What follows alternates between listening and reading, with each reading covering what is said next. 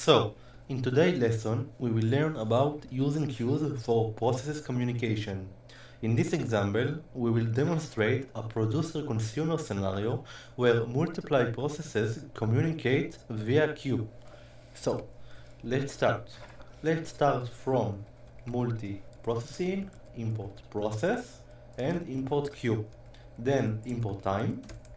Okay, let's create our producer function, producer, and get the queue for I in range of 5, time dot sleep for 1 second, and let's put in the queue, let's put uh, product, product,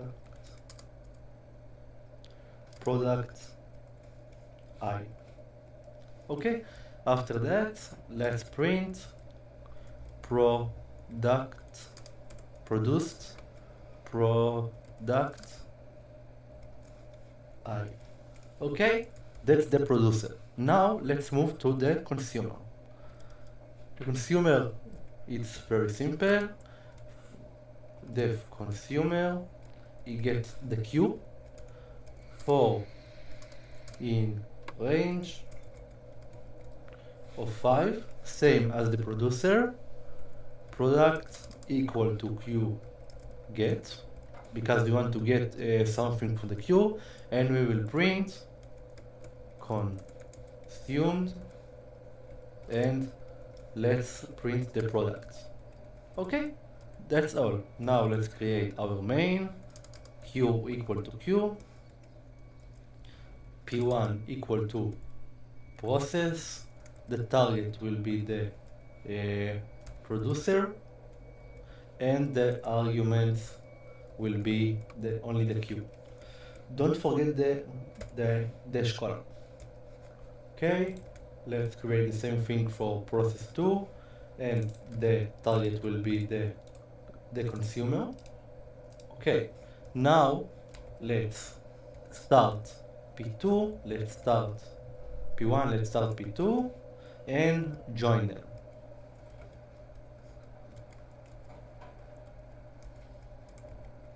Okay, that's all. What do you think the output should be? Let's repeat it again. We have a producer, we have a consumer. We start the process of P1, we start the process of P2. We run 5 times on the producer, 5 times on the consumer. The producer sleep each time for 1 second, and then put a value in the product, and then print the product ID of I. Okay, let's run it.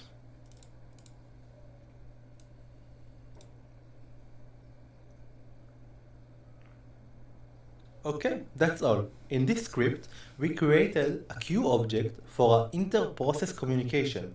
The producer process puts item into the queue in this part, simulating the production for goods. The consumer process retrieves these items for the queue, acting on a produced goods. These setups demonstrate a basic producer-consumer model, showcasing how queues can facilitate communication and synchronization between processes in a multi-processing environment. So, this was an example of queue. In the next lesson, I will show you an example of pipes. That's all for this lesson. I will see you at the next code lesson. Bye bye.